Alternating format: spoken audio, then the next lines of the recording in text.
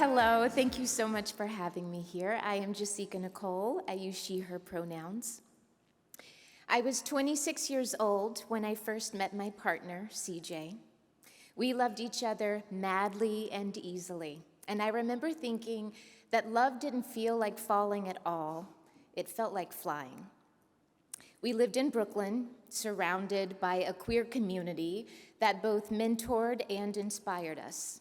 I was in love for the first time, and I was astounded that my heart could make so much room for someone else to live in it. I had never known how expansive joy and safety could feel. It was beautiful, but I also felt the burden of our love.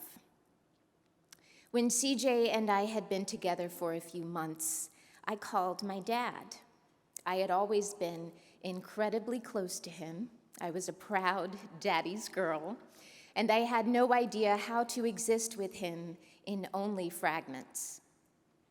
I thought that we both deserved for him to see all of me. So I told him, Dad, I'm queer, and I've met someone really, really special who I think you're going to love. He was quiet for a while, and eventually he hung up the phone. I grew up in Birmingham, Alabama, as the child of an interracial couple, and I had been raised to be proud of who I was, to stand tall and to be intentional and unapologetic. I had no idea that my pride was meant to have stipulations. I had no idea that my dad, of all people, was going to be the person who didn't want to acknowledge the fullness of who I was. After I came out to him, my dad didn't speak to me for months. Now, it's uncomfortable for us to talk about this part of our story because there's a lot of shame around it. But I know how important it is because ours is one that is all too common. Queer people coming out to those that they love the most, holding up a mirror to say, this is who I am, will you show up for me? And being pushed away instead of held, being rejected instead of revered. Now, I share this part of our story because my dad is here with me tonight.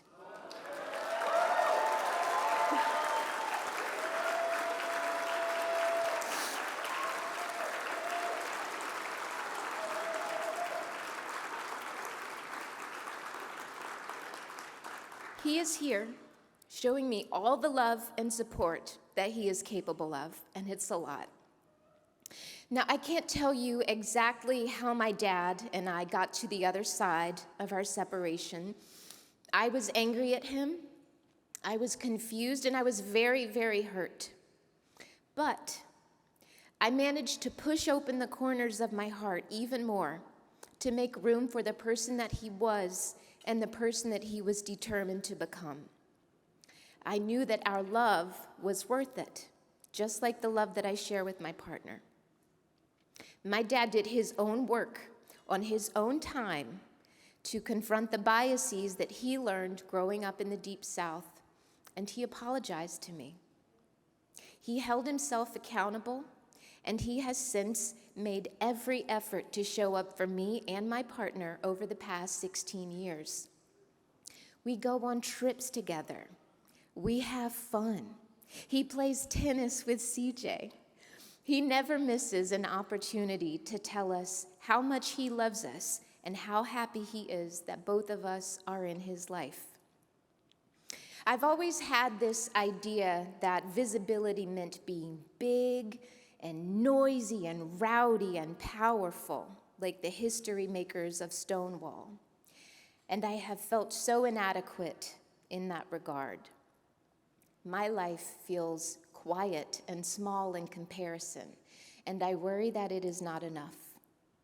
But I must remind myself that power lies in this kind of life too. Power is in the patience that we give each other to grow and to learn and to be better. Power is in the moments of grace that we offer to ourselves as we navigate a path that might not look like everybody else's. Power is in the confidence with which we identify ourselves, whether on a stage in front of hundreds of people or on the phone late at night with our dad. Showing the world all of ourselves, the parts that are big and the parts that are little, the parts that we are proud of and the parts that we are not. That is visibility. I am so grateful to my dad and to my mom, who was not able to be here tonight, for seeing me and in turn letting me see them. I am grateful to my partner for reminding me that love is always worth the risk. And I am finally very grateful to the Human Rights Campaign for their acknowledgement and for thinking that clearly I am enough. Thank you all for seeing me too.